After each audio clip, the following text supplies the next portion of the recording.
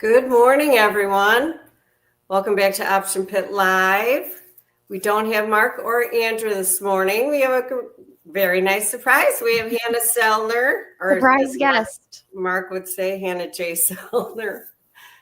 She's our oh my gosh.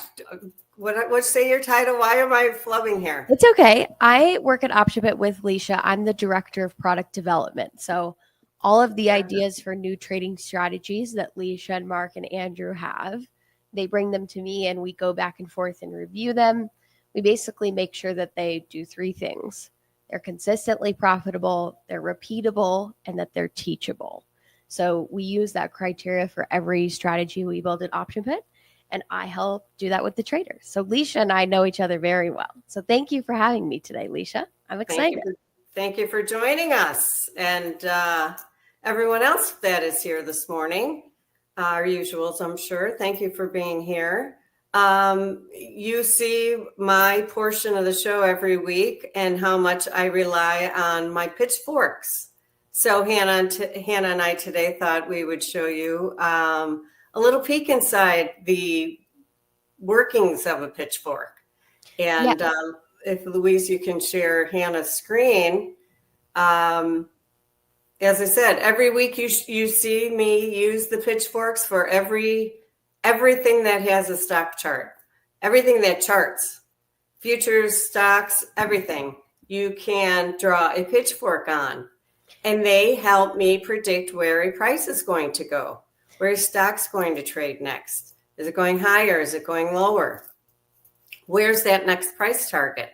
These pitchforks are such a simple tool to help me do that. And I want to show you a little bit about it here today.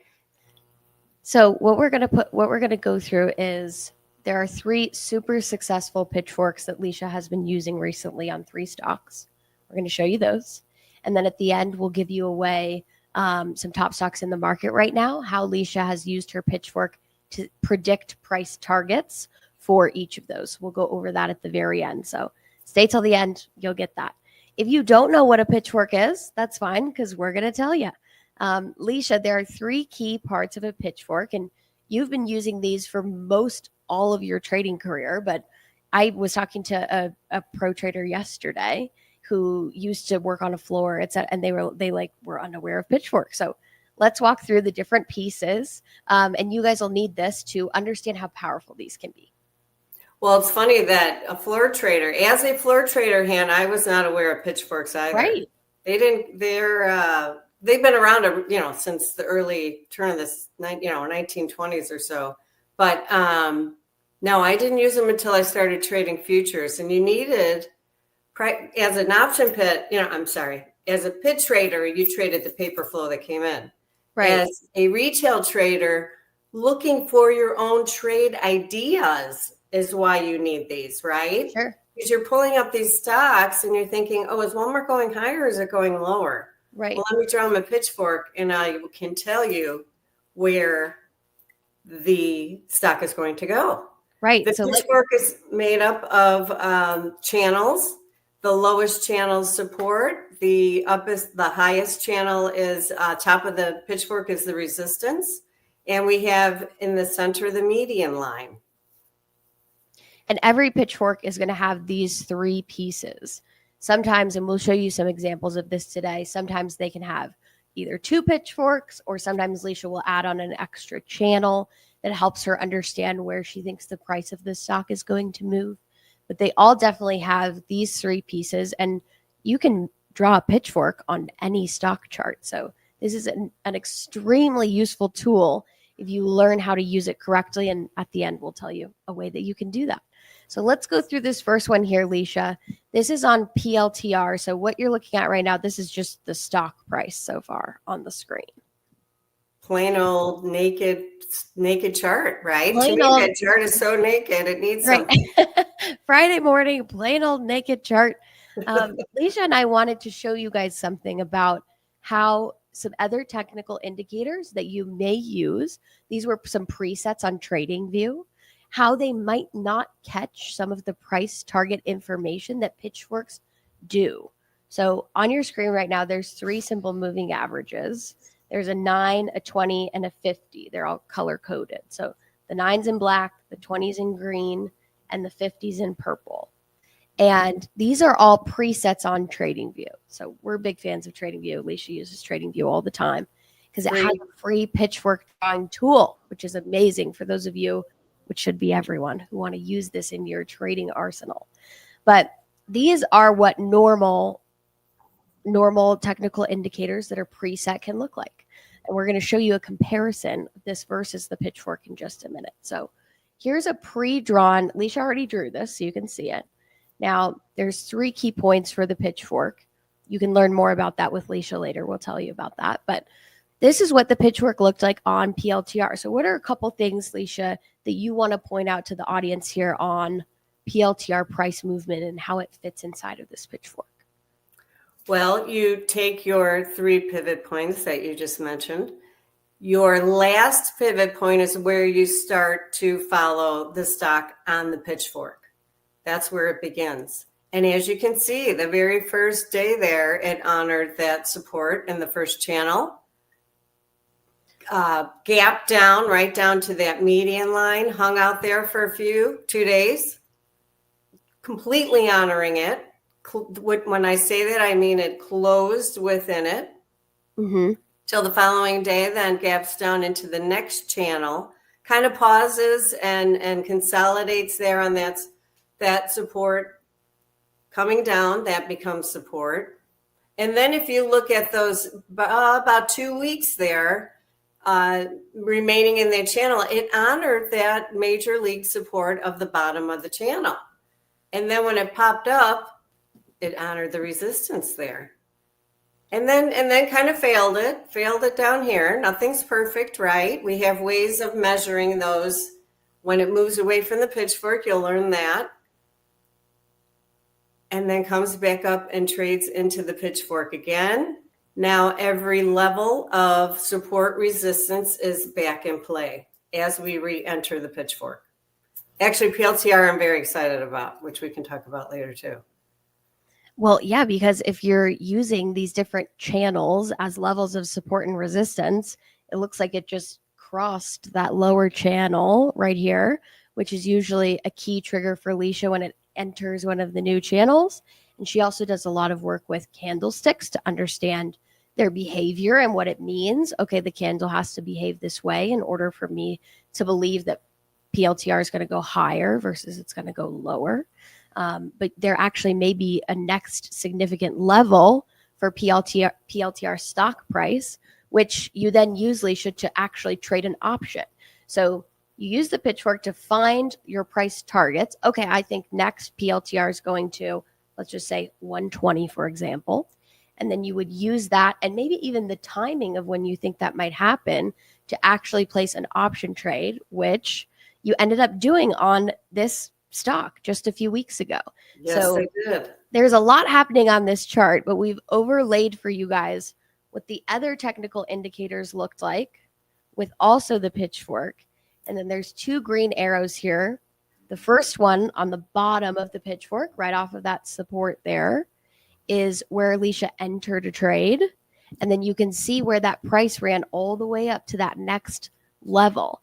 And the one thing I love pointing out here, and you can elaborate on this, Licia, is those 3 simple moving averages that people often use, none of them really caught where this entry would have been. It was just the Pitchfork. Well, to me right now, and that looks like a mess with all those. Right. You can't decide whether to support or violate or ignore those moving averages. It looks like mass confusion to me. But with the Pitchfork, it was clear as day. It was holding that support and ready to make that next leg up to the top of the channel. So since you knew what your price target was going to be on PLTR, this was the trade that was made. That's right. We bought the April 491 calls, paid $415, and sold them at $620. So that was a 50% gain just by knowing the price that you thought the stock was going to move to. And you have certain percentage convictions, which is very amazing inside of a Pitchfork. We'll talk about that a little bit in the next example, but there's actually a mathematical equation here for if the stock price does this, it's 80% likely to move to the next level.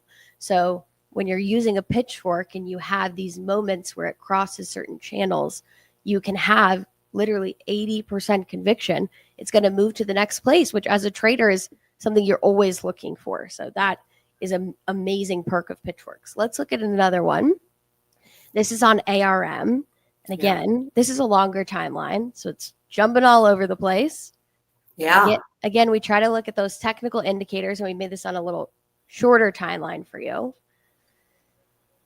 Indicators are just there to kind of tell you the story. And I agree, Licia, when I look at these indicators, it's a little confusing of a story. Well, you can see how it's kind of the same idea. We all know that the moving averages act as support and resistance also. Sure. But are they giving you a price target? Are they telling you where the stock's going?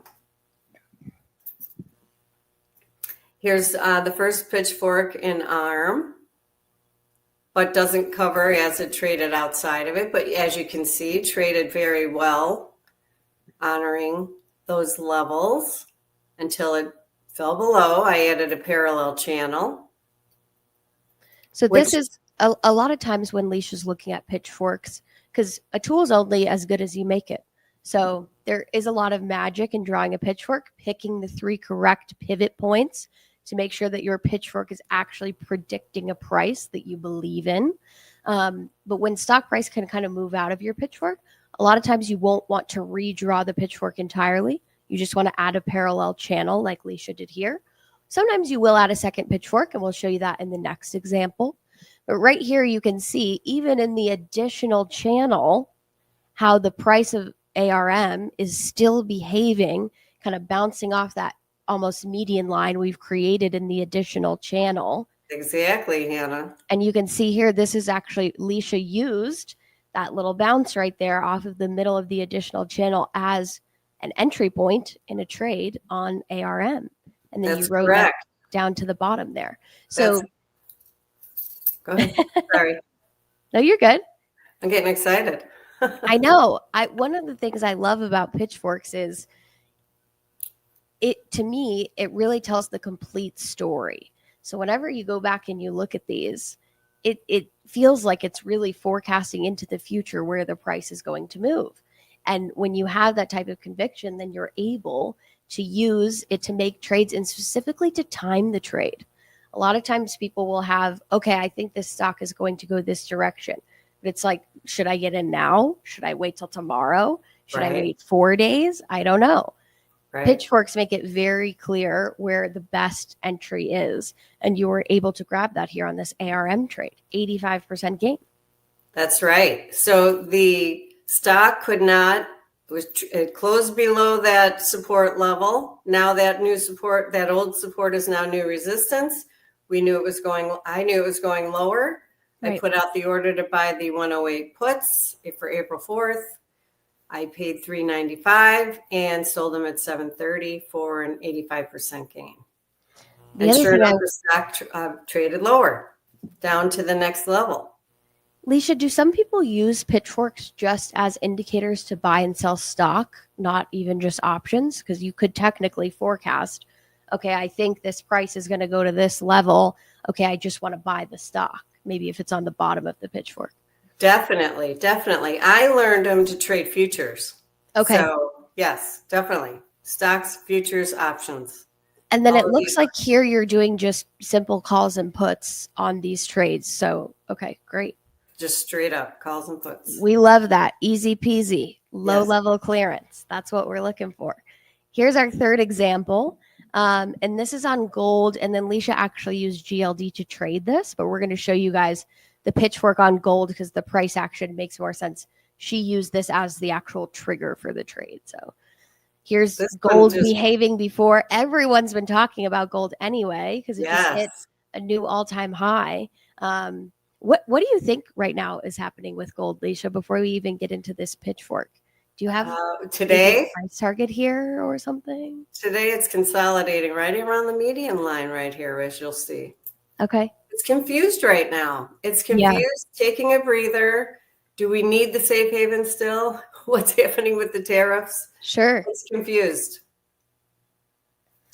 Again, here's our lines of technical analysis. We'll overlay those in a second with the pitchforks. You can see what they may have missed. And then this one on gold, Licia, you actually have 2 pitchforks. So there's one on the bottom, and then you drew sort of a second one on the top. Can you talk a little bit about that and why sometimes you decide to use a second pitchfork instead of just an additional channel? Well, yes, I needed a second pitchfork because it had moved so far away from the original pitchfork. I like, well, as you'll learn when you're drawing them, it takes practice, and there's a way to test it. Is this a good pitchfork? Are there better points I could be choosing? Oh, good. Okay. So I looked at a channel, drew a new pitchfork. The new pitchfork was definitely the better of the 2. And as you can see, it honored it when it traded 3,500.12. Right. It was right there. Look at that. It literally runs all the needle point all the way to the very tippy top before it comes right back down. It just warms my heart when that happens. I swear, it's so cool. I know.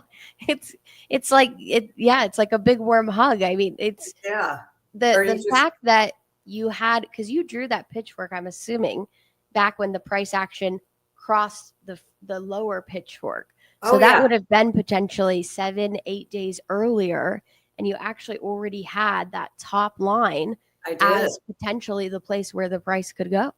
I did, because we traded off that top of that first channel of the second pitchfork. Right. That's where the trade was made, right there. So yes. Right. So we have some arrows for you here. You can see that's where the trade was. Right. Once we crossed into that second pitchfork and kind of the top of that first channel. And you love to use, Licia, the crossing of the channels as the trigger point. Can you talk about that a little bit and how that 80% number factors into why that can be your best entry?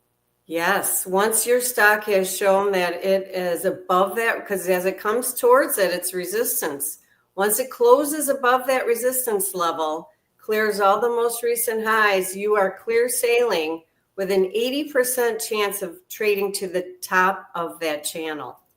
Now that's pretty good odds of you want to get in some calls on the upside. That's odds I would take any day. Yes. Yeah, that's the odds you're always looking for in trading, and you don't feel like you ever really get. So pitchforks are able to give you that level of conviction in your trades, which there's so many benefits of that outside of just knowing the entry point. You're less stressed. Right. You know exactly what price you think you're moving to anyway, so you can make the smartest option trade. Not only that, you hit your price target, as you can see, the following day, hit the price target. You can take that money off the table. Now you've just cleared the median line. It's doing it again. You can re-enter for another trade higher.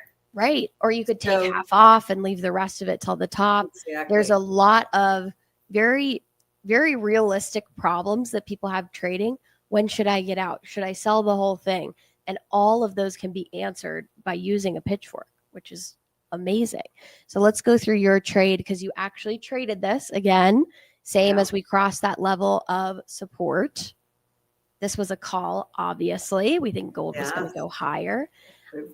We bought the April 28, 298 calls, paid $3.90 and sold them at $8. It was 104% gain. Sign me up. I'd want to trade like that every day. That's awesome. That's very fun. Licia, you could use any piece of technical analysis out there, and you use pitchforks. This is your number one thing that you do. They really are. They're my favorite. It's clear after looking at it that it's able to tell this story, give you these key entries and exits. Why don't more people use pitchforks? Why, like, when I look at this and when you walk me through this, it seems so obvious that this is what you should be using, but people still don't. Why don't people use this more? You know, I don't know. It's funny because a lot of charting newsletter, we all read everybody's stuff. Sure. I don't see anyone else using them. I really don't. And it's maybe old fashioned.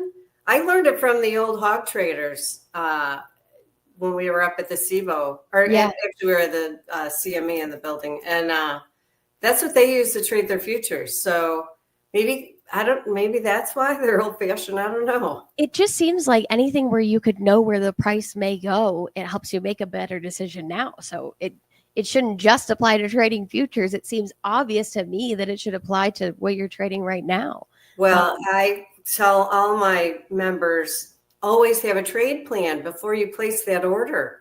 So part of your trade plan is, where do I expect the stock to go? Where am I Right. going to get out of my option when I'm making money? Where am I going to get out if it goes against me? Right. You have to have that trade plan. And a key part is, where's that stock going? Where do I expect to sell this? And I always have a target. I have an option target. I have my stock price target, and I correlate it with an option price target.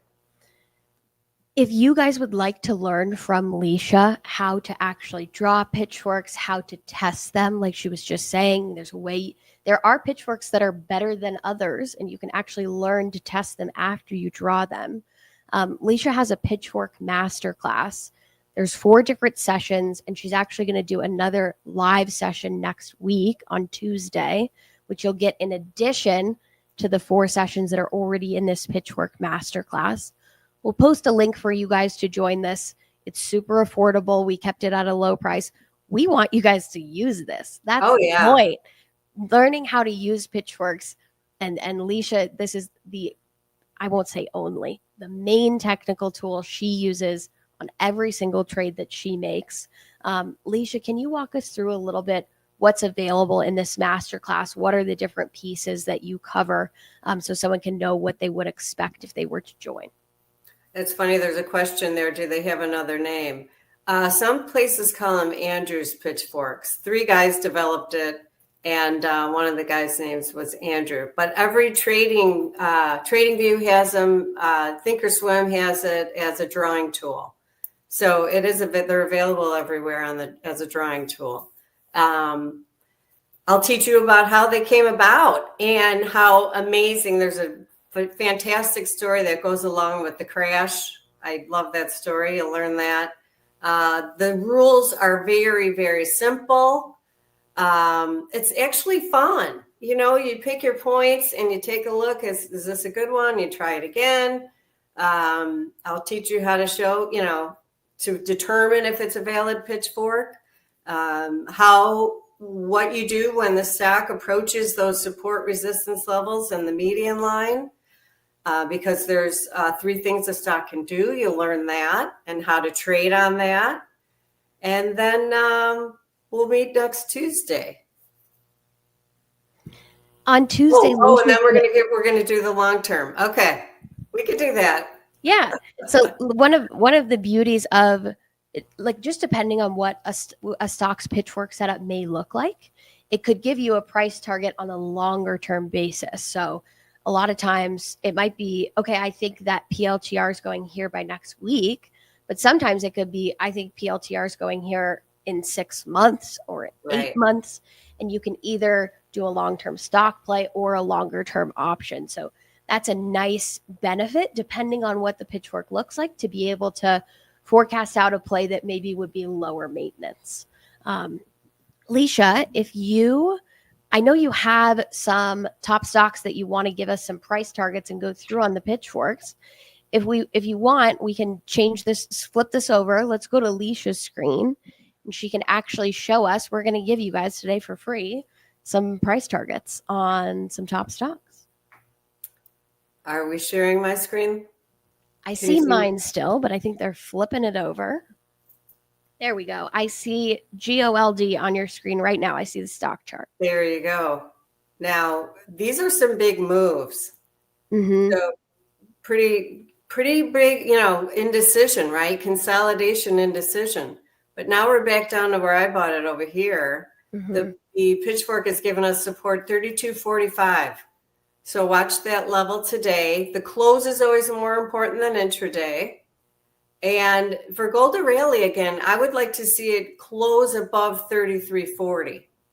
That's what I would wait for it to close back above that median line before going long again. The overall markets, we had SPX close above our downtrend line that I've been talking about every week, but ES has not. ES, remember, is the future, trades longer hours. It is struggling to trade over that downtrend line. Yeah. So watch. And these trend lines, so you're showing a trend line right now, Licia. So Licia will add additional pieces. Like I said, the information that we can get from a pitchfork is only as good as we make it. So she will do some of these additional lines, etc. That can be something that you would learn also in the masterclass, how a trend line in conjunction with the pitchfork or with the channel can give you additional information. Sure, exactly. I just wanted to give them a little bit of what I do normally every week, Hannah. Yeah, totally. But the one chart I am so excited about, which I did a trade yesterday in Option Shopper, look at PLTR. Yeah. Cleared all of this noise. It has an 80% chance, folks, to trade 120. It's closed into the channel. It's up a little this morning. We did a 10-point spread in Option Shopper. I'm super excited. I honestly think it's going to trade. It may not hit it before earnings, but it's going to rally close to that before earnings. And just these are daily candles that you have on the Yes. chart right here, correct, Licia? Okay, great. Yes. That's the one I was most excited about. Absolutely. There's a question in the chat. Could you do a long-term? Can we look at the long-term pitchfork on SPY? Sure. SPY, I'm looking for SPY to clear these. This is resistance here. These lows, these highs, that's a big resistance level. And that's where we stopped. That's where we stopped yesterday. We trade back into the pitchfork. Our next level will be 570. And then I have also 585 above that. Support will be the gap that was created on Wednesday. That's our support in SPY today. Looks like we're opening higher. Over, see SPY? We're now over the downtrend line in SPY today. Mm-hmm. I thought Qs were, I'm kind of bullish Qs too, I have to say. Qs to 472.66, I like. All right. That link should still be in your guys' chat. You can join Licia's pitchfork class. Again, you get access to all 4 of the courses immediately. And then next week on Tuesday, she's going to be doing an additional class that will actually be live with her. And she's going to give you 4 or 5 longer term pitchforks so that you can see price targets for potentially longer term trades. So, oh, there you go. It's on the screen right now, right below my face. So go to that link, click on that. You can also call the team over at Option Pit. They're great. Licia and I work with them every day. Their phone number is on that form. So if you have any questions, what does this look like? How else can I trade with Licia at Option Pit? Give us a phone call and you can ask all of those questions. Licia, thank you for having me on with you today. This has been fun. Hannah, thank you for joining me. It was very fun. I feel like I need to go place a trade on PLTR really quick. Yes, I recommend it. Thank you guys for coming today. Thank you for having me on as a guest. I really enjoyed it. Hopefully, we'll be back sometime soon.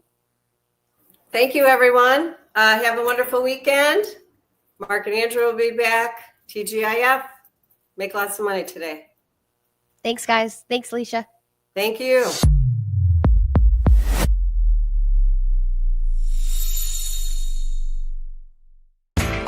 You know how the financial world goes. Here comes the buzzkill. Please make sure to take some time to read this boring disclaimer. We will owe you one.